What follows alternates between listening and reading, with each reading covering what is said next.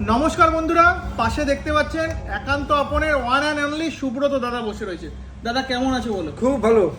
আচ্ছা, সোশ্যাল মিডিয়ায় তুমি কতটা ফেমাস, মানে জনপ্রিয়তা কি ইউটিউবারদের থেকে তুমি পেয়েছো, কি বলতে চাও? এই আমি তো অ্যাকচুয়ালি যখন ব্যবসা করতাম 1995 সালে, তখন তো অ্যান্ড্রয়েড ফোন ছিল না, কোনো ফোনই ছিল না। মানে কিভাবে শুরু জার্নিটা? তো আমাদের তো জার্নি ছিল পরোটা চিলি চিকেন নিয়ে 1995 সালে, রাস্তার উপরে ফুটপাতে ঠেলা গাড়িতে, একটা ঠেলা গাড়িতে করে শুরু হয়েছিল জার্নিটা। সেখান থেকে আমাদের জার্নিটা 30 বছরের জার্নি, অনেক বড় জার্নি, লম্বা জার্নি। তাই তখনকার সময় চিলি চিকেন পরোটা আমরা 10 টাকা, 12 টাকা, 15 টাকা প্লেট বিক্রি করতাম। মানে 1995 1995 সালে। 96 সালে আমরা বিরিয়ানি এনেছি, 20 টাকায় চিকেন বিরিয়ানি, 25 টাকায় মটন বিরিয়ানি। তখন মটনটা আমরা দিতাম 1 পিসই দিতাম, 150 গ্রামের পিস থাকতো, চিকেনের লেগ পিসটা 200 গ্রাম থাকতো।